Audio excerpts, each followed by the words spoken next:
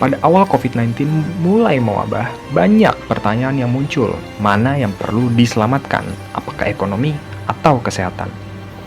Kalau menurut gua, ada hal urgensi lainnya yang perlu menjadi concern kita bersama, yaitu pendidikan.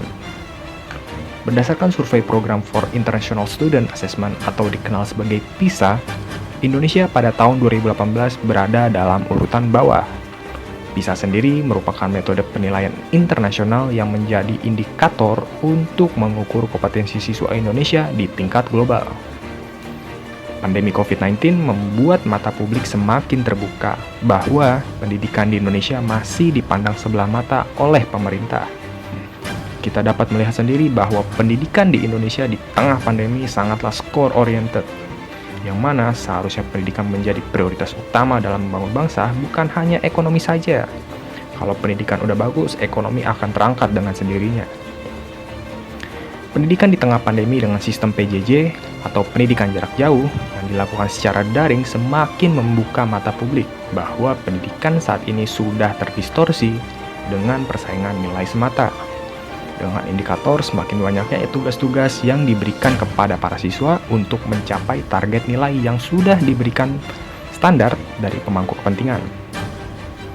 Oleh karena itu, saya memiliki solusi yang harapannya dapat dikembangkan secara bersama, yakni pendidikan saat ini harus mulai sadar dan fokus terhadap pengembangan karir peserta didik, mengasesmen potensi-potensi yang dimiliki dari setiap peserta didik, sehingga pada akhirnya masing-masing sekolah mampu memfasilitasi serta menggagas proyek yang dapat mengembangkan kreativitas atau inovasi-inovasi yang out of the box dari setiap peserta didik yang ada sebagai nantinya untuk bekal mereka setelah lulus nantinya.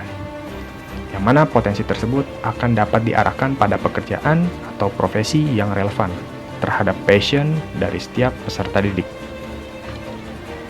Lihat kanan kiri selama COVID-19. Apakah sekolah swasta diperhatikan dalam kesulitannya untuk menutupi anggaran sekolah yang jatuh bangun karena COVID-19?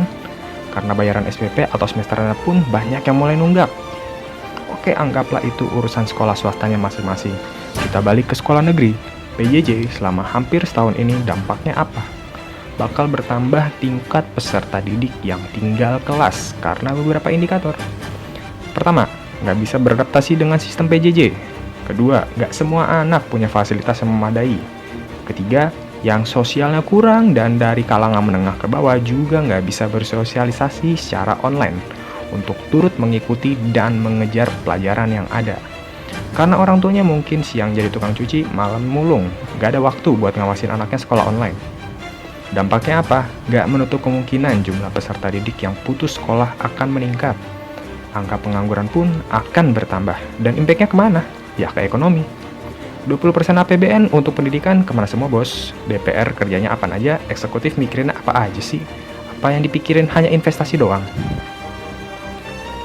Seandainya pemerintah mau berkorban anggaran, nggak pelit, nggak medit, nggak nahan, mungkin bisa membuat tempat sementara agar pembelajaran tatap muka bisa tetap dilaksanakan dengan metode alternatif, mungkin sewa ruko, kontrak guru sementara dengan mahasiswa yang memiliki jurusan relevan untuk menambah guru mata pelajaran di bidang terkait untuk menghindari kegiatan sekolah secara biasa yang sifatnya mungkin crowded orang-orangnya, sehingga dengan demikian bisa jaga jarak, bisa menghindari kerumunan dalam satu ruangan dengan jumlah orang yang banyak, atau juga bisa bekerja sama dengan bimbel-bimbel yang ada sebagai penyedia tempat dan juga guru mata pelajaran.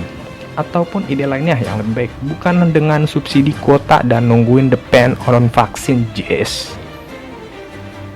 Sekarang saat ini vaksin mulai terhambat karena ada kepentingan embargo di dunia. Lantas Indonesia maunya apa sih?